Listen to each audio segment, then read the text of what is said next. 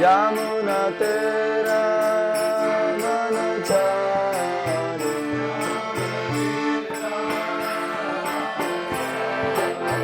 Yamuna tera manachari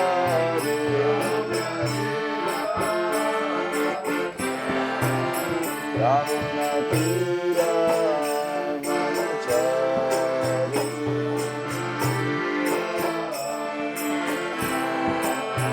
Yamuna tira manachari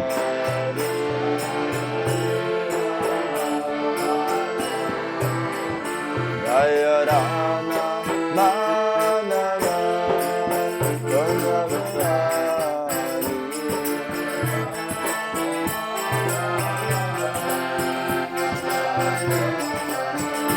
Jaya Rama Manava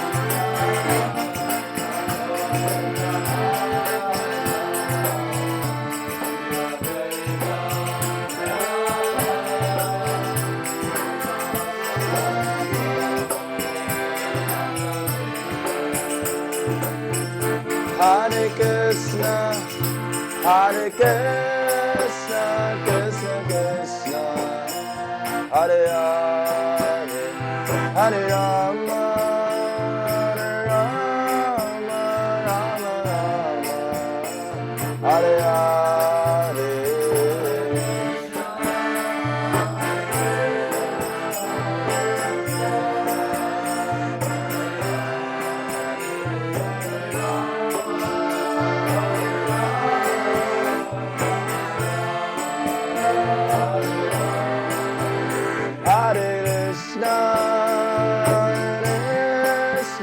Krishna Krishna, Hare Hare, Hare Rama, Hare Rama, Rama Rama, Hare Hare.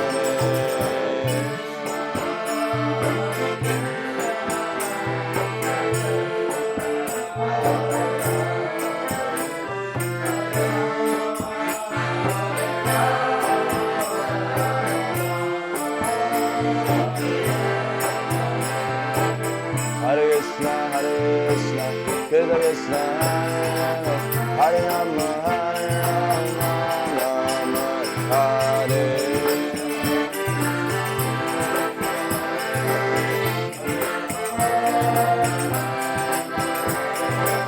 Hare Krishna, Hare Krishna, Hare Krishna, Hare Hare, Hare Rama, Hare Rama, Hare Hare.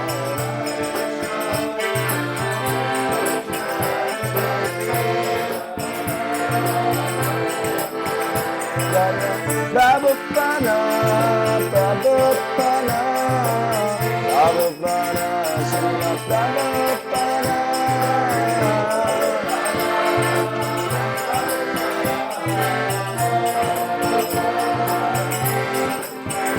Prabhupada,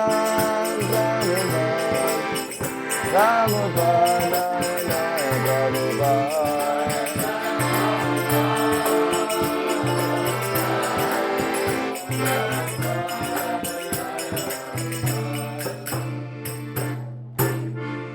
Prabhupada ki jai, Shri Radha Madhava ki.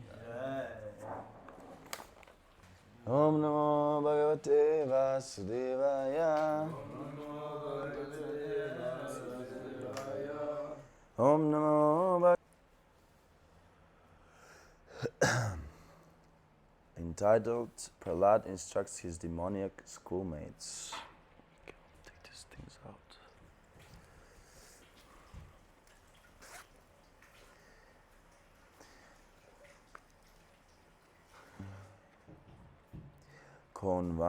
Konvarta Trishnam Visrijet Pranebhyopi ya ipsitaha Yam Krinati Asubhiprishtais Taskara Sevakovanik Konvarta Trishnam Visrijet Pranebhyopi ya ipsitaha Yam Krinatya Subhiprishtais Taskara Sevakovanik Konvarta Trishnam Visrijet Pranebhyopi ya ipsitaha Yam Krinatya Subhiprishtais Taskara Sevakovanik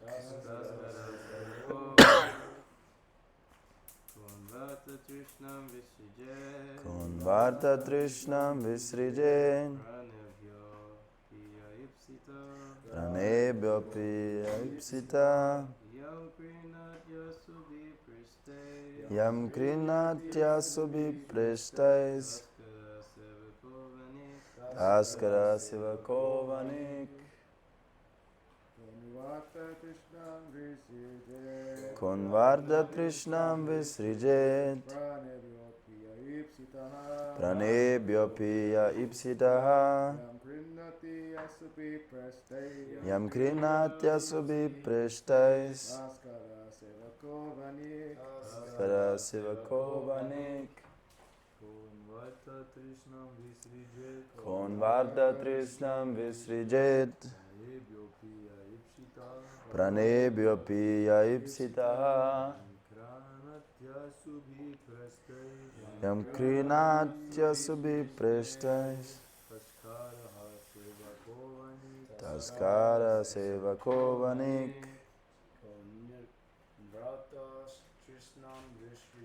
Konvarta Trishnam Visrijet Pranebhyopi ya ipsitaha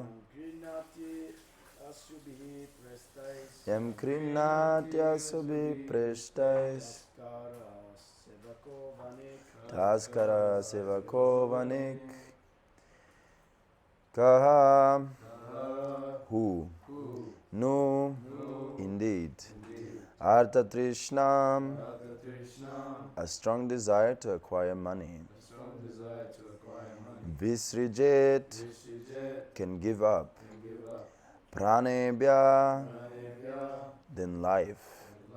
Api indeed. Yaha which. Ipsitaha more desired. Yam which. Krinati tries to acquire. Asubhi with his own life. Prishtaihi very dear. Taskara a thief. Sevagaha a professional servant. Vanik a merchant. Money is so dear that one conceives of money as being sweeter than honey. Therefore, who can give up the desire to accumulate money, especially in household life? Thieves, professional servants, soldiers, and merchants try to acquire money even by risking their very dear life. Purport by His Divine Grace, A.C. Bhaktivedanta Swami, Srila Prabhupada Ki. How money can be dearer than life is indicated in this verse. Thieves may enter the house of a rich man to steal money at the risk of their lives. Because of trespassing, they may be killed by guns or attacked by watchdogs, but still they try to commit burglary. Why do they risk their lives? Only to get some money. Similarly, a professional soldier is recruited into the army and he accepts such service with the risk of dying on the battlefield, only for the sake of money. In the same way, merchants go from one country to another on boats at the risk of their lives, or they dive into the water of the sea to collect pearls and valuable gems. Thus, it is practically proved, and everyone will admit, that money is sweeter than honey. One may risk everything to acquire money, and this is especially true of rich men who are too attached to household life. Formerly, of course, the members of the higher castes, the Brahmanas, Kshatriyas and Vaishyas, everyone but the Shudras, were trained in the Gurukul to adhere to a life of renunciation and sense control by practicing brahmacharya and mystic yoga. Then they were allowed to enter household life. There have consequently been many instances in which great kings and emperors have given up household life. Although they were extremely opulent and were the masters of kingdoms, they could give up all their possessions because they were trained early as brahmacharis. Prahlad Maharaj advice is therefore very appropriate. Kaumāra ācaret prājño dharmān āgavatān iha durlabhaṁ mānuṣaṁ janma tad adhruvam arthadam. One who is sufficiently intelligent should use the human form of body from the very beginning of life, in other words, from the tender age of childhood, to practice the activities of devotional service, giving up all other engagements. The human body is most rarely achieved, and although temporary like other bodies, it is meaningful because in human life one can perform devotional service. Even a slight amount of sincere devotional service can give one complete perfection. Human society should take advantage of this instruction. Om Jnana-timirandasya Gyananjana Shalakaya Chakshurunmilitam Yena Tasmai Shri Gurave Namaha Vanchakalpatarubhyascha Kripasinubheva Patitanam Pavanebhyo Vaishnavebhyo Namo Namaha Shri Krishna Chaitanya Prabhu Nityananda Shri Advaita Gadadhara Shivasati Gaura Bhaktavinda Hare Krishna Krishna Krishna Hare Hare Hare Rama Rama Rama Hare Hare. So in this verse we see how everybody is chasing after money. It is very, money is the honey. It's actually sweeter than honey, Prahlad Maharaj says. And this is what the whole world is actually running on, is money. Everybody, it used to be backed on gold. Money used to be, it had some value. There were reserves of gold, and money was, backed up by gold. And then soon after it became just paper, some agreement, okay, this paper is worth that much, and this and that, so it's just paper. But now, it's just numbers on the screen, Harinamananda likes to say. It's just numbers on the screen, and sometimes, you have to buy something very expensive, and you feel, oh no, this is too much. You feel the pinch immediately. But then you think about it, if you have some higher knowledge, some higher intelligence, you go, yeah, but this is, it's not even real, it's just some numbers on the screen, and all of a sudden, if the balance of those numbers goes a little down, you're just like, oh. As if somebody just stabbed you, or a little bit, with a fork or something, like right in your ribs, you feel the pinch. One time, Burijan Prabhu was talking to my spiritual master, His Holiness Kadamba Kanana Swami. And Burijan Prabhu, he's a of Jewish descent. So he is also very much into saving money, a accumulating money, just naturally it comes to him. So one time he was trying to buy a suitcase, and he was going to these different shops I think it was in New York or somewhere. So then he was looking at this one suitcase. It was really high quality suitcase, and he was ready to buy it. But then he looked at the price, and he was like, "Phew, this is too much," like in his opinion. And I think he came to that shop once or twice. He was looking at that thing. So then the shopkeeper comes up to him, and he says, "Yeah, I think you should buy it. I understand that this price, you think is too much. I know, because when I look at something like this, I also feel the pinch, I know it will hurt, but it will hurt only for some time. Once you buy it, then you'll be fine. The pain will be temporary, but then you will have it, and then you feel, okay." Because the shopkeeper was also Jewish. So he could understand where Jan Prabhu was going through. Yes, so everybody is just, looking for money, running after money. From the very beginning of our lives, we are being taught that, yes, you have to pursue money, otherwise you will not survive. There is no possibility of your survival. How will you take care of yourself? Who will take care of you when you are old if you don't have any money?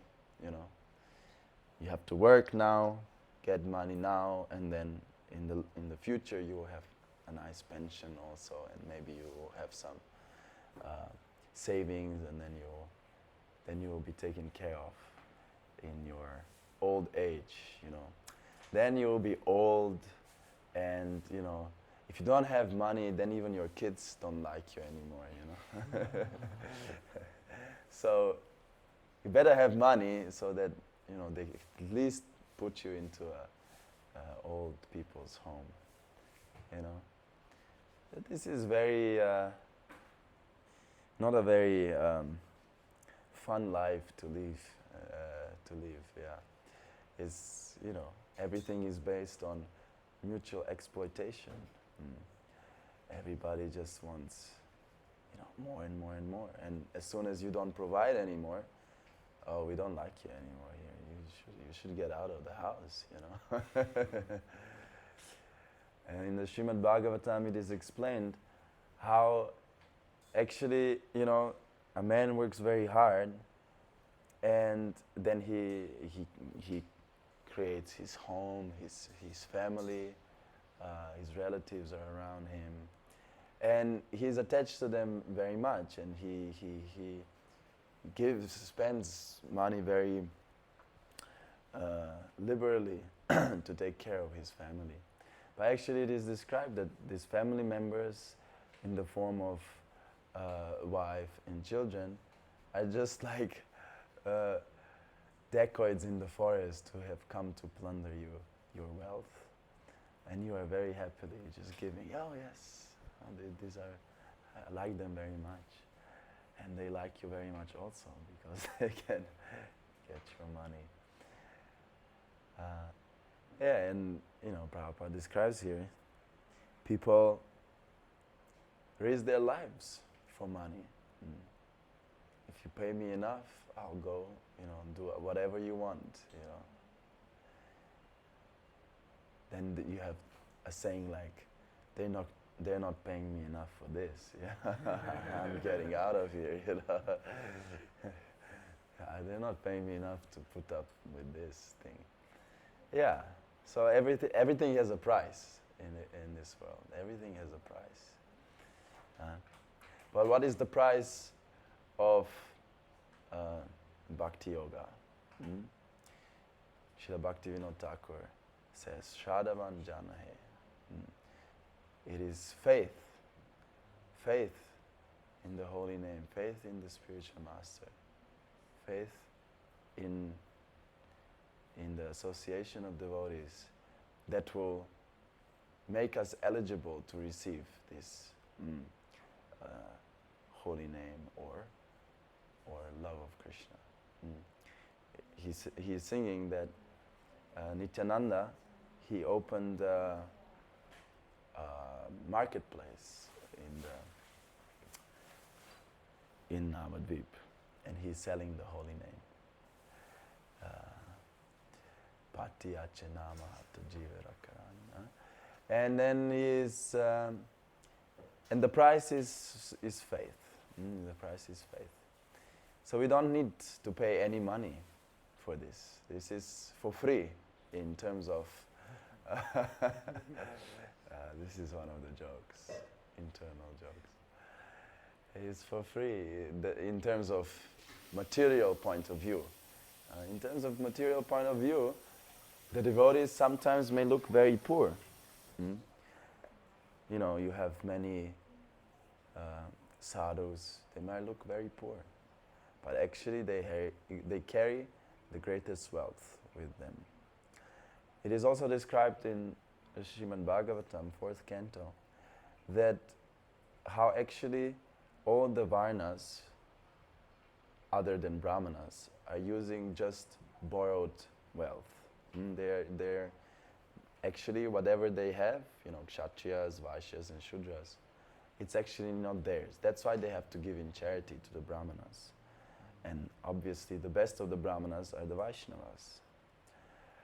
And actually it is said that only the brahmanas and the Vaishnavas, they are actually using their own wealth. Because everything is theirs, their whole world is theirs. But they are too busy just cultivating their spiritual life. So they give their wealth to the kshatriyas, vaishyas, so that they can take care of this wealth for them. And whenever they need something, they just, you know, reach with their hand and it's theirs to take. And we can practically see that. I mean, now we have all these preachers and even us. We're traveling all around the world. And somehow or other, there is no shortage of money. Never, you know. Just sometimes, you know, we go, oh, do we have enough money for the taxi? You know, we were thinking in Vrindavan. Oh, we were counting, yeah, maybe it will be enough. And then, you know, just some devotee comes, oh, you know, I want to give you a donation. And it's 2-3 devotees, and it was enough. You know, we didn't even need to ask anyone. Krishna just said, okay, here it is. And it is a very blissful life, obviously. You know, and it is said, you know, here now the Western society is just engrossed in this. Okay, you know, you have to work. You know, only work will save you. That was the motto that my grandfather told me. You know, he said, yeah, you know, only work will save us, nothing else. You just have to work. And in their opinion, we don't do anything as devotees, but actually the devotees work twice as hard as the non-devotees. But they're not working for themselves, they're not working for their selfish interests. We are working for Krishna, for Krishna's pleasure. And by working for Krishna's pleasure, we work for the benefit of the whole universe. We don't need to work separately. You know, we don't need to do philanthropic work. We don't need to give in charity to people, you know, maybe they're hungry, maybe this, maybe that, maybe they need clothes or something.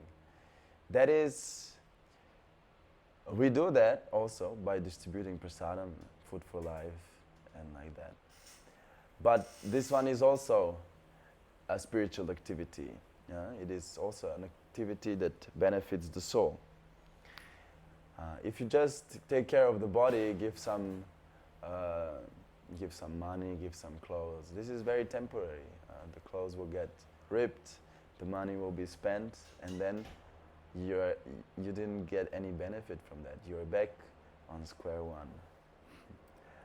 But if you take care of the spiritual aspect of actually the soul, then by chanting Hare Krishna, then you actually can progress further on in your real life. Because this life is actually not real, it's just a state of dreaming. We are in a dreaming state now. We think we have so many relationships with each other, but once we awaken to our real consciousness, all these relationships will feel like some distant dream, you know. You just woken up from a dream, you know, that tiger was chasing you, Srila Prabhupada often gives an example. But when you're awake, you see that there is no tiger. There is no need to be afraid. So in the same way, there will be no more, you know, pressure from other people, you know, peer pressure, they say, or pressure from the family. You understand that actually everything that you're supposed to do is just satisfy Krishna. And then that is actually how happiness can come about. Chanting Hare Krishna is even sweeter than money. Chanting Hare Krishna, you know, money is sweeter than the honey, but chanting Hare Krishna is sweeter than money. And that we can see, you know, there's so many people who had enormous amounts of money, but they were not happy, you know. They think, oh, if I just get a little bit more money, then I'll be happy. But at one point you have so much money, you can't get more money, but you're still not happy. And then, you know, you become depressed, obviously, because, you know, this was what you have been taught from the very beginning of your life. Money, you have to get it, otherwise there is no hope for you. There is no happiness in this world without money. And then you accumulate all this wealth, you're running after money your whole life, and then nothing. You're still as miserable as you were before, maybe even more. Because now you see that actually all your so-called friends are just your friends just because of your money. Your family members, they talk to you just because of your money. They want, give me money, a little bit. We are friends, come on, you know. Your whole life, I supported you so much. Now you should give me something also. I have a share here. You should reciprocate a little bit here, you know. You know, you forgot. We were going to kindergarten together already, you know. What is this? Money changed you so much. You alienated me now. Emotional blackmail. You know? Everybody thinks they deserve a share of your hard work, even if they didn't do nothing. You know, all of a sudden, some people that you didn't see for 20 years will pop up. Oh, you're rich now, eh? We are friends. You remember? We were best buddies, you know. I stabbed you in the back in the past, but you know, I've changed also, you know. Life has taught me many lessons.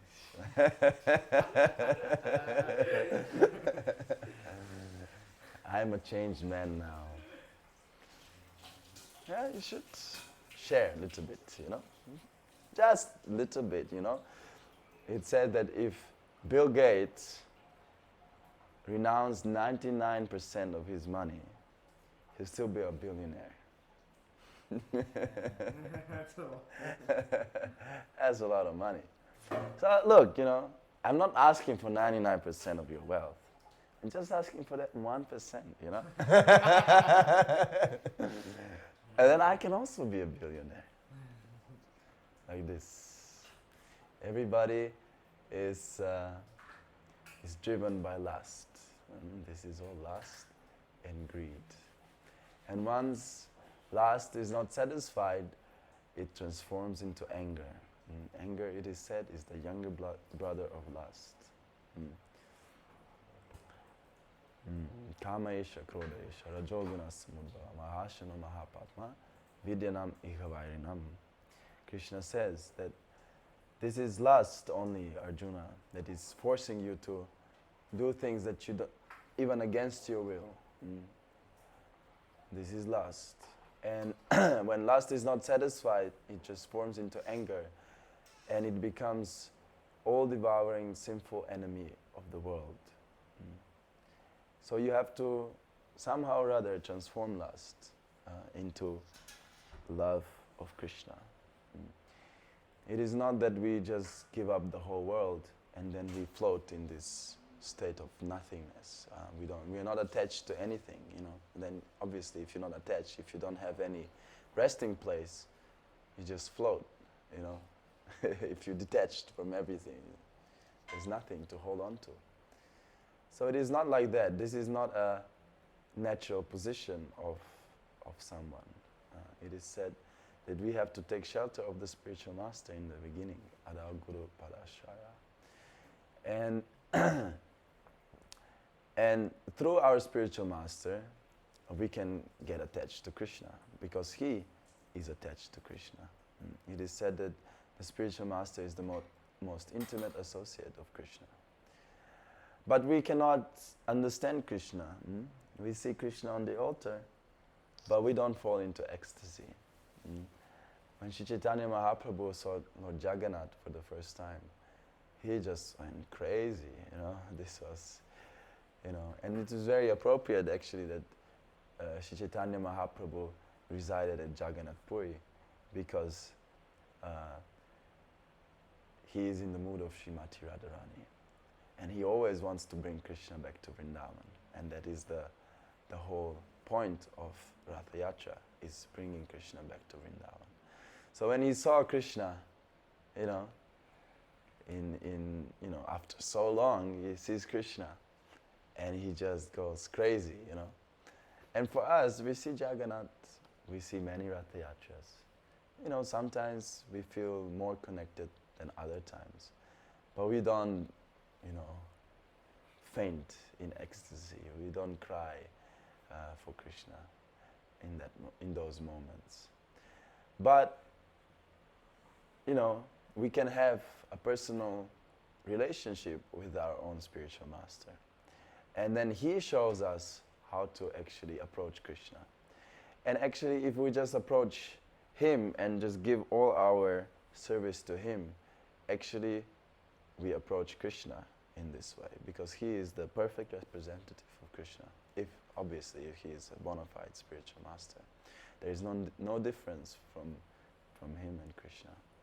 Srila Prabhupada says that a guru is as good as God. But then there was a group of his disciples, like Brahmananda, Gargamuni, Vishnujan Swami, and I think maybe one more, I forgot his name. So they started proclaiming Prabhupada as God. Prabhupada is God, is that. And Prabhupada got very angry because, Prabhupada, his whole basis of his movement was to destroy the Mayavad philosophy. Nirvishesha shunyavadi paschatya deshatayini. He preached in the Western countries where this Nirvishesh and Shunyavad is very much prominent. Nirvishesh means nothingness, that is Buddhist philosophy, and Shunyavad means Shunya means nothingness. No? Shunyavad is the Nirvishesha means no. So this is Mayavad philosophy, and Shunyavad is the Buddhist philosophy. So this is Prabhupada's, one of the main points he was trying to establish, that there is a difference between the individual soul and the super soul, or Krishna. That we can never join into this oneness, with no form and nothing. So his thing was, no, we're not God, we are servants of God. So when his disciples proclaimed him that he was God, he became very angry and he kicked them out of ISKCON. He kicked them out. He said, you cannot come to any temples, your philosophy is bogus, and you have to go out and preach, and you have to, in this way you have to purify yourselves. And the condition that he gave them for them to come back to ISKCON was that each one of them has to open at least 10 centers, 10 temples. And obviously it was a big shock for them that Prabhupada kicked them out. So that kind of sobered them up. And they really tried. I mean, Vishnujan Swami, he opened at least 2 or 3 or 4 centers, something like that. And then he had this Radha Damodar party. They were traveling in a bus and they were doing Harinam and book distribution every day. And then Prabhupada was very pleased with him. And he led them obviously back in ISKCON, after a while, when he saw that they were actually serious. So one of these devotees was Gargamuni also. And then he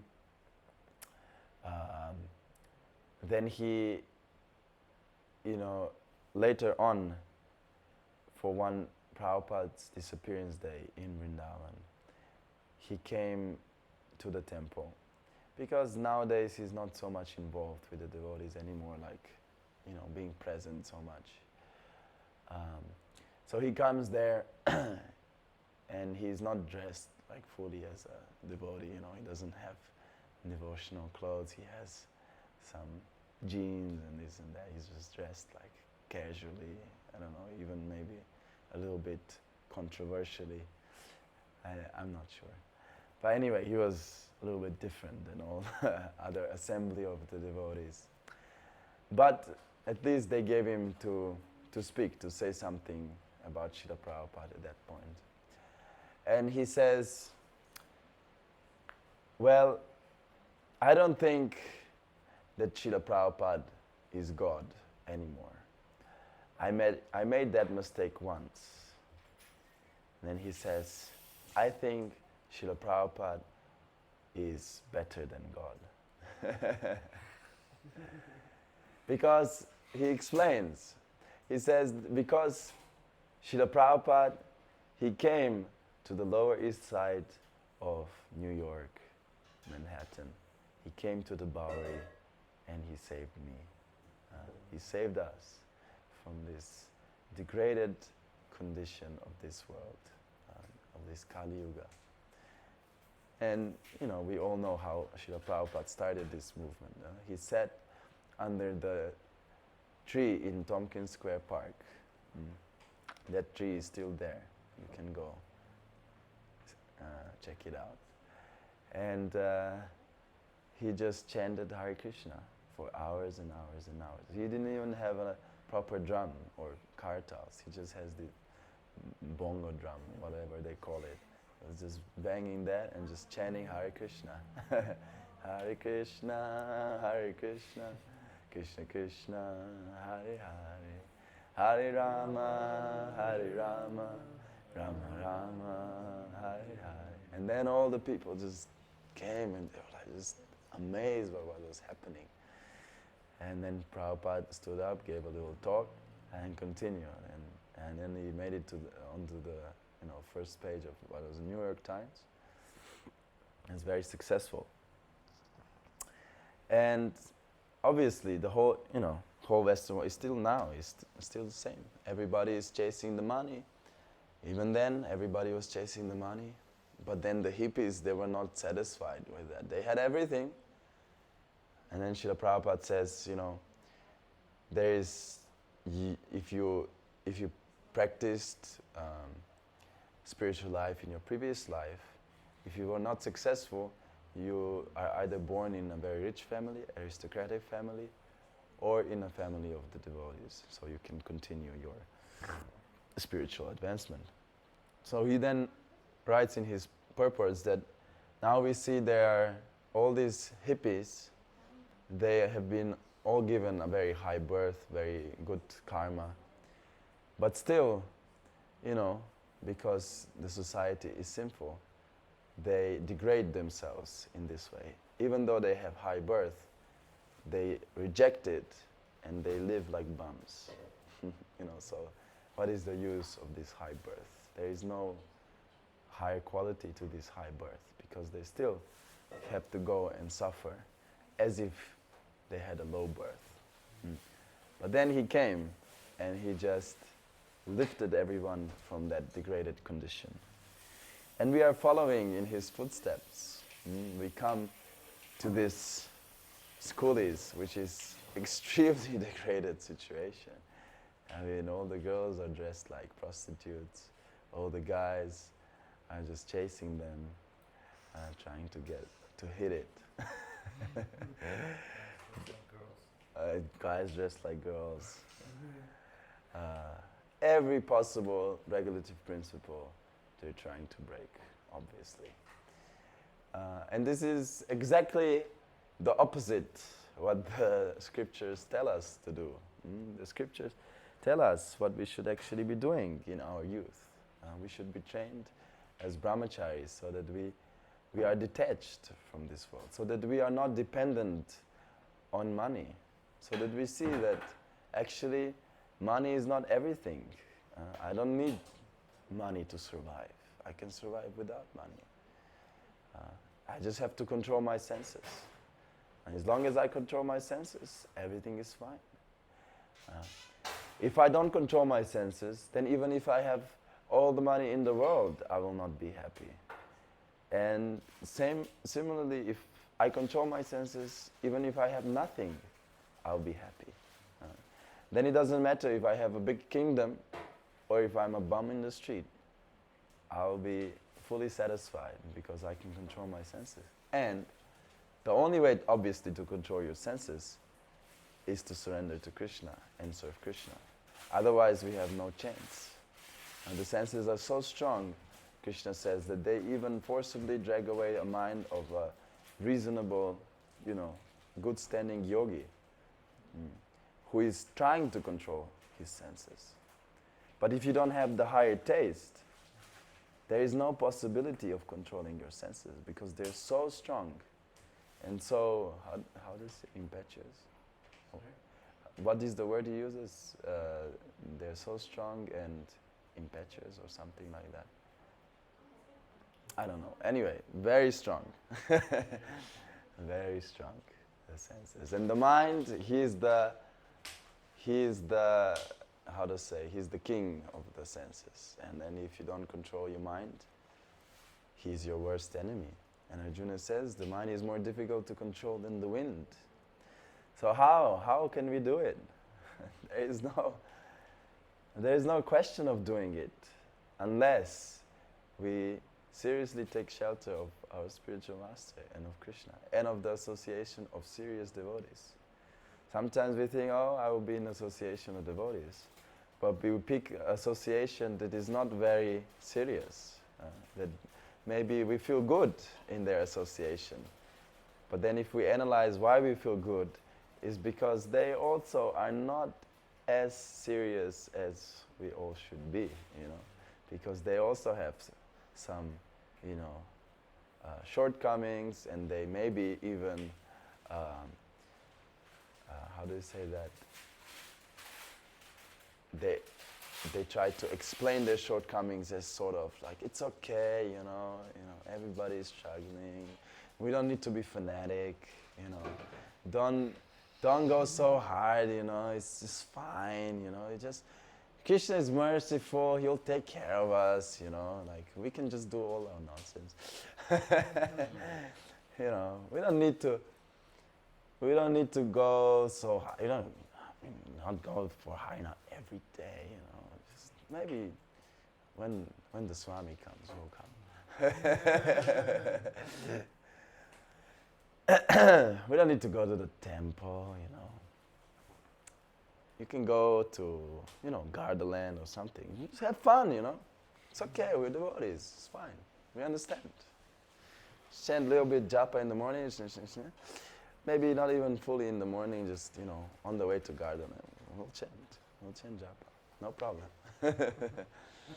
And see these devotees, they know, they're not so stuck up, they're not so stiff, These guys, they get it, It's not about just fully going in, and just forgetting about this world. We live in this world, we live in this world. You have to, some sense gratification is needed, to survive. Otherwise, Prabhupada also says in his book, you have to have sense gratification, otherwise you cannot survive. Obviously, Prabhupada is talking about just, taking food and, taking care of your body. That is also, sense gratification. Otherwise, if you don't satisfy your senses, if you don't satisfy your belly, you will die.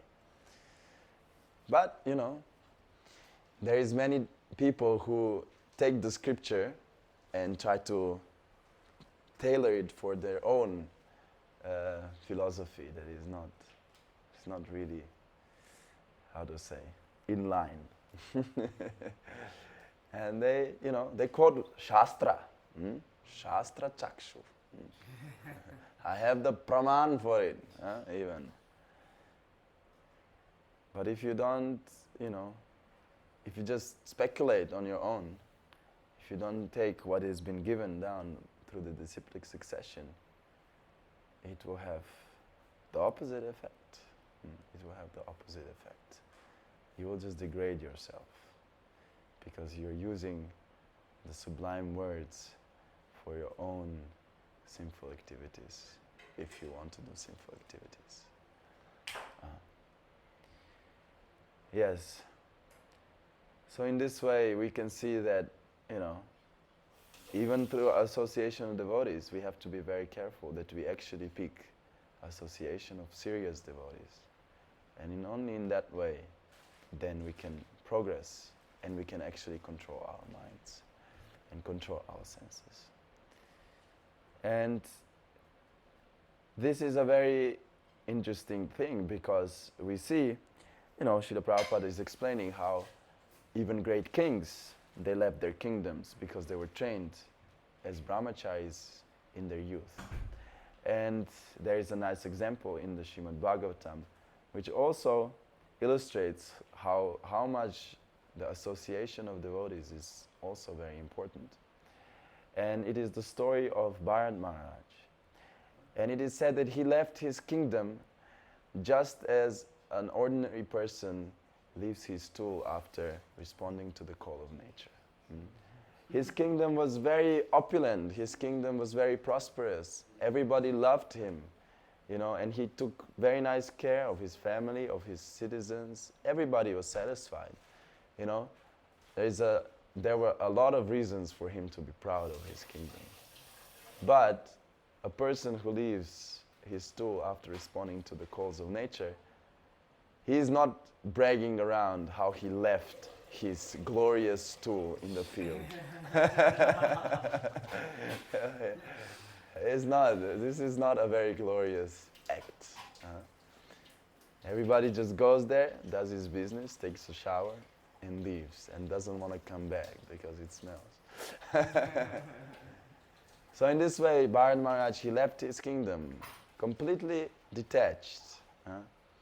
And he went to the forest and he performed severe penances, and it's said that he even reached the stage of bhava, the stage of love of Godhead, which is just one stage underneath prema, which means full love, just fully absorbed in Krishna. It is actually said that already from the one stage lower, it is almost impossible to fall down. And that stage is the stage of asakti, or very deep attachment. And in that stage, it is said that your mind automatically just wanders to Krishna. You're just doing something, and you try to focus on that thing, and your mind, you all of a sudden find yourself just thinking of Krishna fully, Nowadays, we chant our japa, we try to think of Krishna, we try to hear the holy name. But then all of a sudden we find our mind somewhere else, Our mind goes on vacation or something, Now it's the opposite. But when we come to the stage of asakti, it's just, your mind is just fully absorbed in Krishna. And even if you try to focus it on somewhere else, all of a sudden you find yourself, you're not focused on that thing. Your mind is just like Krishna, just fully there. So it is almost impossible to fall down from that stage. And Bharata Maharaja, he achieved the stage of Bhava, which is even more deeper. This attachment even deeper deepens. And but something happened. And what happened was that a tiger was chasing a doe, and this doe, female deer, she gave birth while she jumped across the river. And this small baby deer, he fell into the river, and the mother died on the other side because of the big shock. So this deer was alone in the world, no chance of surviving. And this happened right in front of the cottage of Bharata Maharaj, where he was performing his austerities. So he sees this helpless deer, and the devotees are naturally merciful.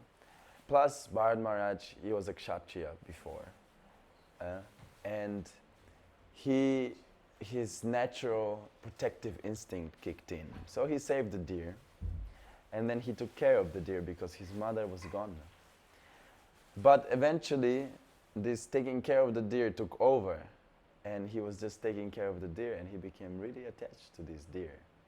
Now, if he was in an association of devotees, His Holiness Radhanath Swami, he explains this story very nicely. He creates the whole scenario, what would happen if Bharata Maharaj was in association of devotees. And he says that the devotees, they would come to Bharata Maharaj and go like, Bharat Prabhu, come on, do your sadhana.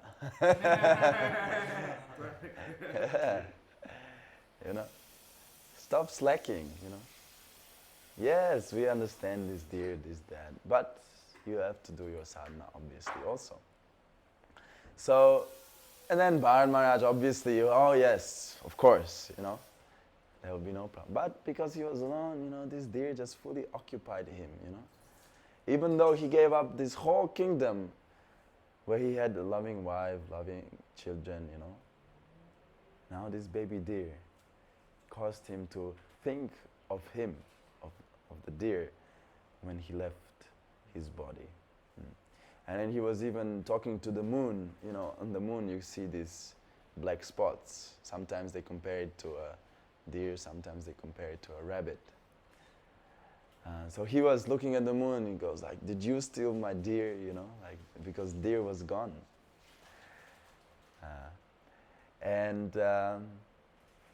So he thought of a deer when he left his body. So he took birth as a deer in his next life. But because he achieved such high status of devotional service, he achieved the stage of Bhava, he could remember his previous lives, even though he was in the body of a deer. So he remembered his shortcomings in his previous life, how he fell down from his practice. And obviously, whatever you do in your spiritual life is never lost. Krishna says that also in Bhagavad Gita, that swapamapyasya dharmasya trayate mahato bhayat. It is said that even the smallest advancement in this Krishna consciousness will save you from the greatest danger in this world. And what Srila Prabhupada explains what the greatest danger is, and that is going again down into the lower species of life. And why is that the greatest danger? Because in the lower species of life, there is no chance for us to advance in Krishna consciousness, because our consciousness is not so developed, and we cannot perform the 9 processes of devotional service, beginning by hearing and chanting. But Bharata Maharaj, he did not lose his advanced consciousness. He remembered everything. So what he did was, he was very austere in his deer form also. And he ate just dry leaves and like that, and drank very little water. And he always went where the sages were discussing Krishna Katha. And then he was just there, and he was listening to the sages. And in this way, he lived his deer life in the form of a deer. And then when he left his body, he was, very much absorbed in thinking of spiritual things. But then he still had to take birth in a human form of life. And again, he remembered both his previous lives. And he decided that he will not engage in this material world. His father very much liked him, and he wanted to train him how everything is properly done. You wash your hands, and you do your puja, and then if you go to the bathroom, then you have to shower. But Bharata Maharaj, he would do everything the other way around. He would wash himself first, and then he would go to the big toilet, And he was pretending that he was dumb, that he couldn't do anything, he was fully useless. And when his father died, his father was protecting him a lot. And when his father died, all his older brothers and all his family members really began to mistreat him. They would give him only scraps of food. He would have to do all the manual labor for them. And this way he became really strong, actually. His body became really well built. And then they engaged him as a scarecrow in the field, because he would just, stand there. If nobody gave him any engagement, he would just stand there, looking fully dumb, So he did not engage in this world, He didn't want to get involved again with this material world. And then there came a procession of a king, and this king was being carried on a palanquin. And then one of the carriers of the palanquin, he got injured or something, and they needed a new carrier. So all the servants of the king were looking for someone who could carry this palanquin. So they found this guy standing in the field who looked very strong, very, well built. So they engaged him. They just said, "Okay, you will carry the palanquin." So he accepts, and he's carrying this palanquin, but he doesn't want to step on any ends. So he is not walking straight. He's just like herky-jerky, And then the king gets really angry, like, "What is this, you useless guy, like this, that." He's insulting him. And then Bharata Maharaj, or Jada Bharat was his name, he goes like, "Who do you think you are? You're a king, Who do you think you are? You think you're a king now, but in your next birth, I may be the king and you may be my, subject." And like this, he told the king off. And then the king, he understood, this is a very saintly person. So he came down from the palanquin. And then Bharata Maharaj instructed him in spiritual life. And then Jada Bharat, this is Srimad Bhagavatam. So then after that, after instructing the king, Jada Bharat just goes to the forest, and we never hear of Jada Bharat again. So that's it. So we see, even if we, Prabhupada gives us a solution here, we have to, this is Prahlad Maharaj's, you have to, from the very childhood, you have to engage in devotional service. You have to be trained in renunciation from this world. And in this way, then you gradually progress through the stages of life. Obviously, it is not prohibited to go after money. But then we have also a model how to spend this money in service to Krishna. Srila Rupa Goswami is the perfect example how he gave 50% for the sadhus, and then he kept 25% for emergency situations, and he gave 25% to his family members, something like that. So Prabhupada says this is the perfect model how to actually spend your wealth in Krishna consciousness. So it is not prohibited to go pursue money, which is sweeter than honey. But we have to spiritualize this money. We have to give it in the service of Krishna. Only then is the money properly used. Because money actually is Lakshmi. Lakshmi is the eternal consort of Vishnu. And you cannot have Lakshmi without her husband. If her husband is not present, she will not stay with you. You cannot enjoy. Ravana, he wanted to enjoy Sita on her own. And what happened to him? He got killed by Ram. So this is not possible. This is Ravana type mentality if we want to enjoy money for ourselves. But if we connect to Krishna, Lakshmi or wealth, and then liberation, and all these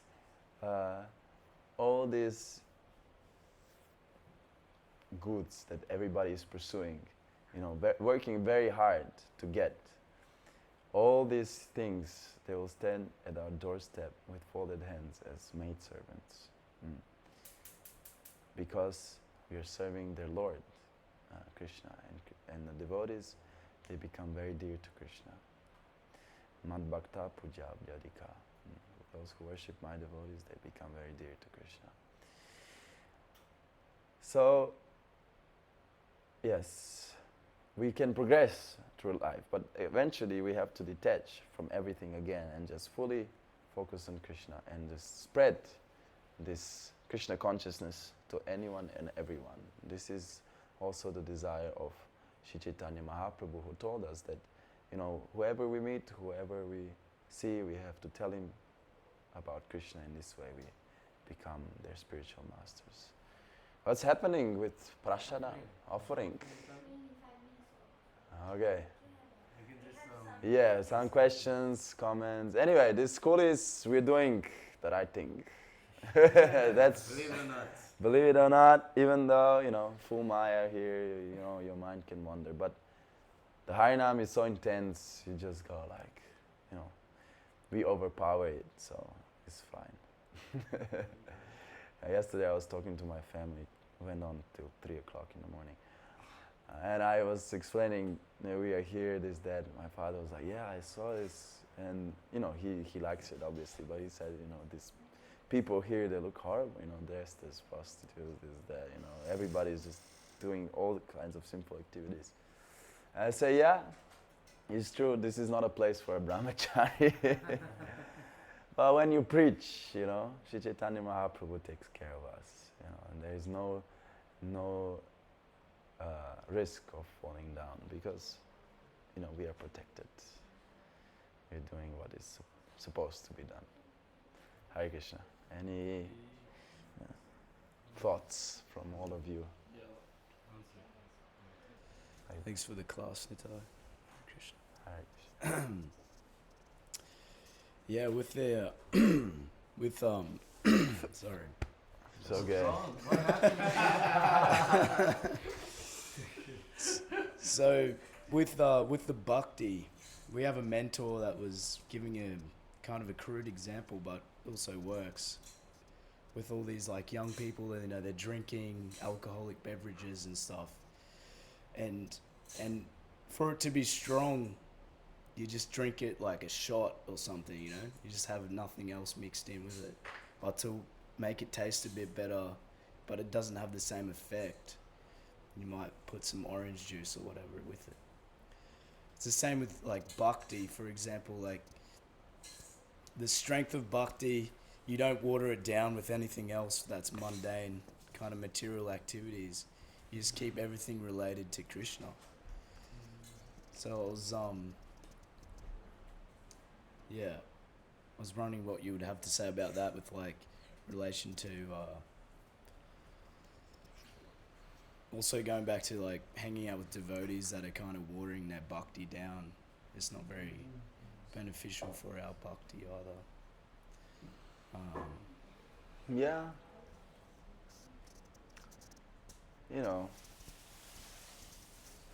Watering the bhakti down is not, we will not, they will still advance.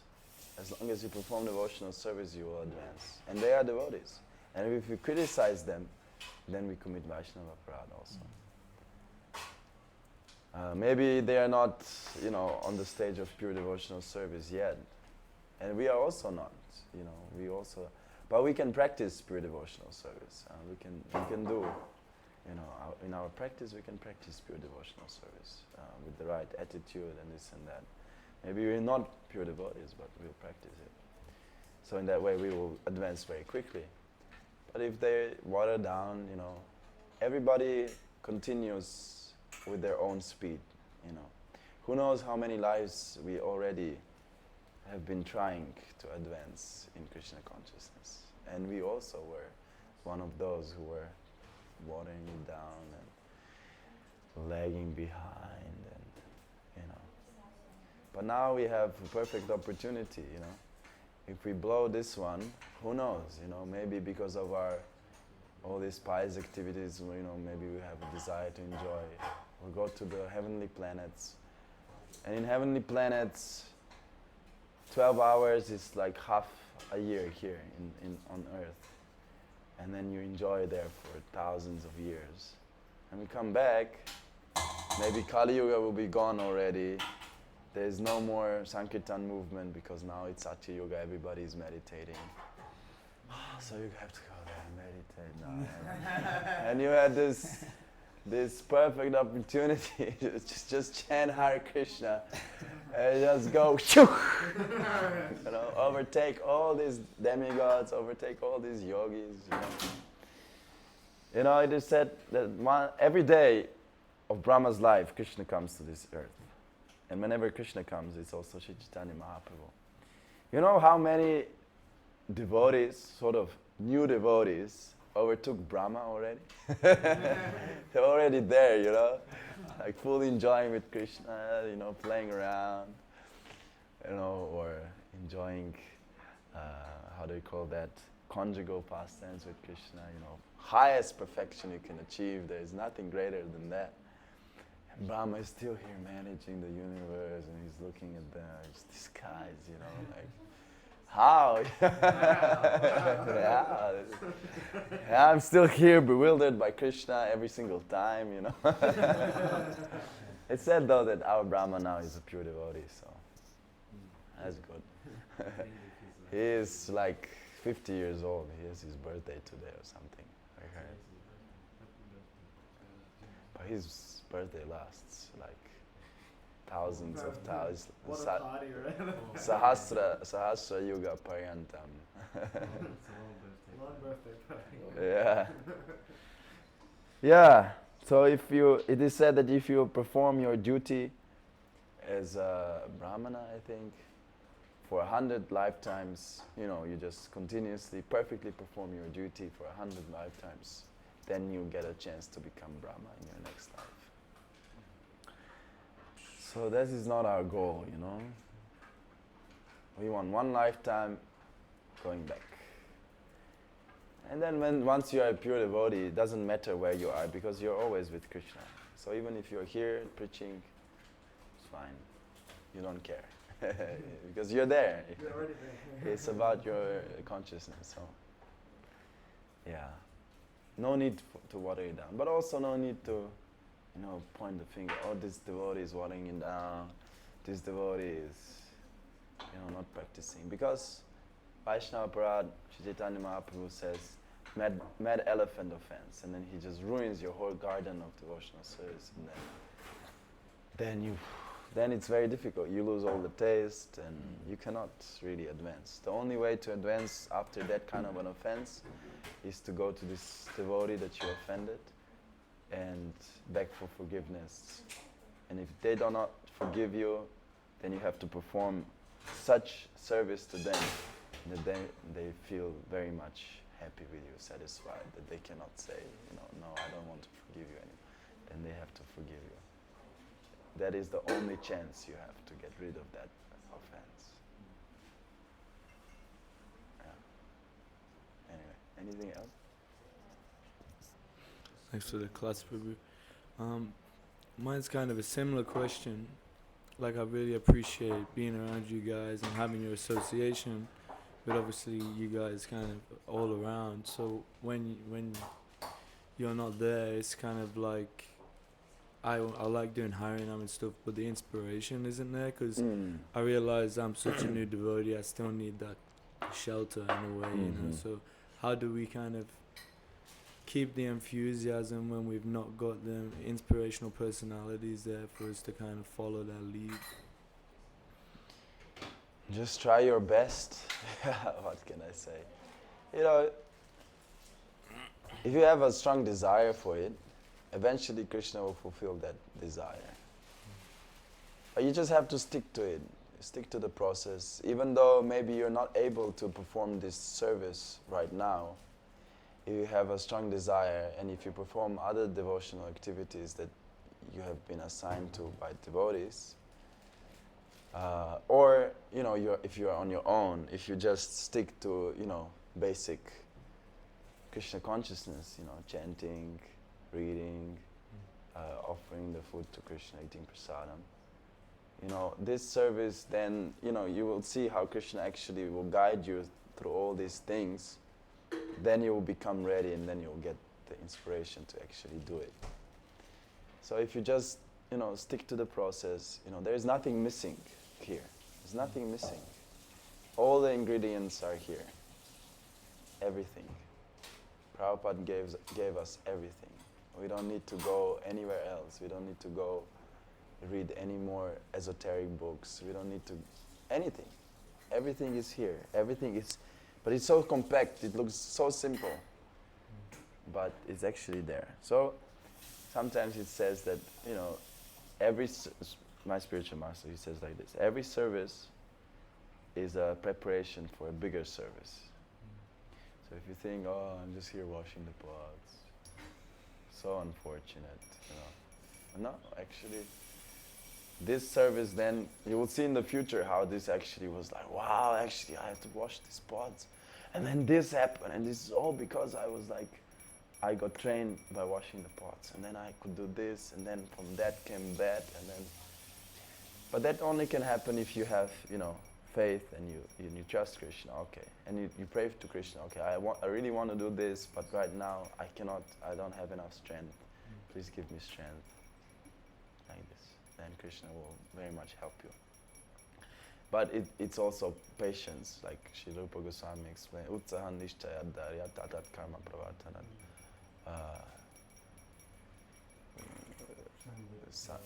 Is it? No. Yeah, Sangha. Yeah, Sangha Tyaga Suto Vrite Shadbir Bhakti Prasiddhati. Yes. Because there are two verses that end similar. The previous verse ends with Jana Sangha Chalaulyamscha. Shadbir Bhakti Vinashyati. So that means if you associate with non-devotees, then your bhakti will be destroyed. But if you associate with the devotees, Sato Vrite, your bhakti Prasiddhati will succeed. And we'll go very much, we'll be very much successful. So, utsahan means very, with great enthusiasm you're supposed to perform. And yeah, in which one is patience? Utsahan nishchaya dharya. Dharya is patience. Anyway, with great enthusiasm and patience you have to perform the devotional service. And it is explained how what that means is you have to perform, you know, devotional service like going to the max, but then not be disappointed if, you know, Krishna Prema doesn't come tomorrow, you know. Then, you know, as if you're, you know, always on the high note, but you have to steadily perform this devotional service, always. And then eventually you will see, wow, it's like magic. Actually, very quickly it will come. But obviously, you know, first step, shelter of the spiritual master. Without that, you can't really advance. Because then you just, you know, what means to take shelter of your spiritual master is to give up your false ego. You know, because, you know, spiritual master gives you the name Das, that means servant. And yeah, once you become the servant, that's when you can advance. As long as you are the master, Krishna will keep you, I mean, you will keep yourself in this material world because actually Krishna is the master, but you are envious of him. I want to be the master. So Krishna said, okay, all right, be the master. Try it out. Go for it. Is that okay? Yeah. This pastime with Bharata Maharaja, it really, yes, this pastime with Bharata Maharaja is very instructional in so many levels. And like I was just thinking, is, if you didn't take the deer, would he have been fine? Would he have made it? Did the deer ruin Most everything for him? likely. But then when he got like contamination, like he didn't save the deer. I don't know. Maybe. Like how do you know, like, how far to go? Like, we're here in schoolies. It's quite... All right. I have a crazy story for you that I just heard. that I just heard from my father the other day when we were leaving India. So he was telling me a story how Sridhar Swami, the famous commentator of Srimad Bhagavatam, how so my father heard this from Radhanath Swami. He's a very good storyteller also. He's his spiritual master. So Radhanath Swami, he tells this story how Sridhar Swami, he wanted to take sannyas. He was a householder. And he was really thinking about it, I want to take sannyas. But then, just when he was about to take sannyas, his wife was pregnant. So he said, okay, all right, now I can't really take sannyas, because my wife is pregnant. So I'll wait till the child is born, and then I'll take sannyas. As leave the wife and the child. So then comes the child is being born, but then the child is born, but the mother died because she died in labor. So then he's thinking, oh my God, what am I supposed to do now, right? Do I have to take care of this child, right? And then he's, going into the deep meditation, he's like praying to Krishna, what is he supposed to do now? And then he sees a little lizard there. And this lizard crawls, and then a little fly comes, and the lizard, he shoots his tongue out and gets the fly. And then he got it, eureka. He understood what he has to do. And he realized that, just as this little lizard is being taken care of by Krishna, in the same way the baby is going to get taken care of by Krishna. He just left and took sannyas. Newborn baby, just left it.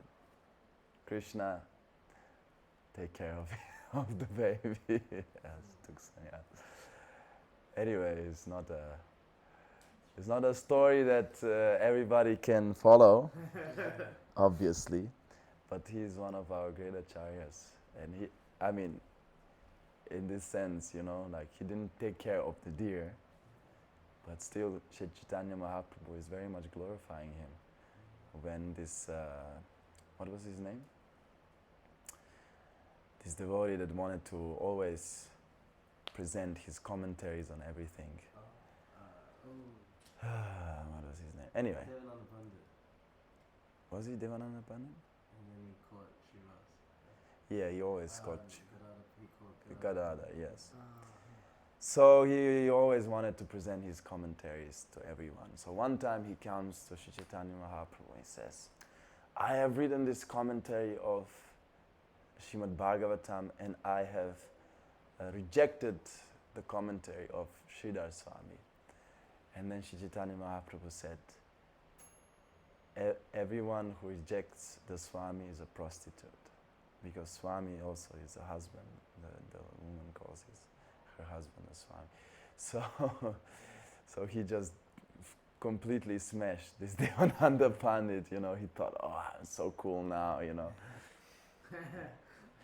If you disregard your previous acharyas, you're nothing, like this.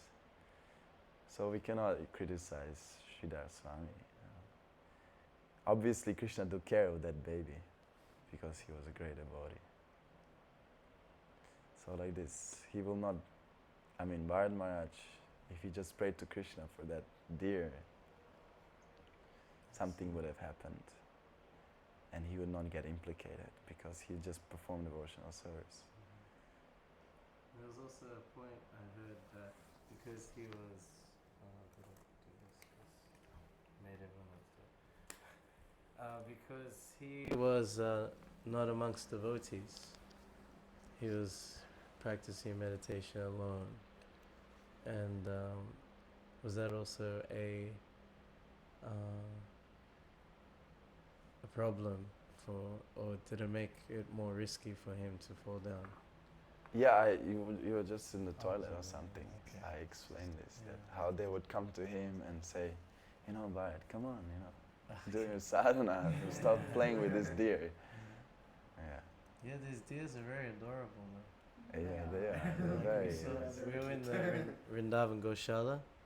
There's one deer there just like hanging out, And Dharma went to pet it and it received affection and everything. And I was just thinking, Bharat, yeah, I think I would have got attached to I this mean, deer. he was on the like- stage of Baba, we're not Yeah. on the stage of Baba, and he went for the deer. Yeah. It's really adorable, What to speak of like bringing it up. So. Anyway,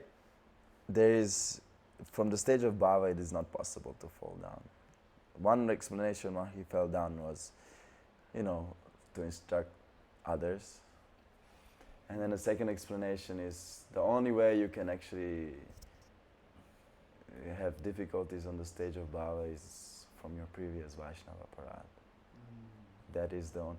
This is actually on the stage of Baba. It is explained in Madhurya Kadambini how Maya is just a shadow. In our stage now, Maya is very much in our face. This is the stage of Anartha Nivritti. Maya is just like here, And it's all pervading, and we are just like, just a little bit, like our little Krishna consciousness is just emanating just enough light so that there is like a little gap between us and Maya. And then in later stages, in Nishta, Maya is still there, but devotional service is localized. It's a little bit at a distance, Maya. And then slowly, we're putting it away. And then in stage of Bhava is like full sunshine, everything, just a little bit Maya in the form of a shadow. And that is, it shows in you feel bodily discomfort, you're suffering a little bit. And that is, it is explained, it is the consequence of your previous Vaishnava Parad. You just have to burn this thing out, and then prema is just like full, nothing there. So that is the only way you can sort of fall down from that. Okay. Anything else? Vivek? Okay. Srila Prabhupada ki jai. Harinam Sankirtan ki jai. Gaura Premanande Hari Bol.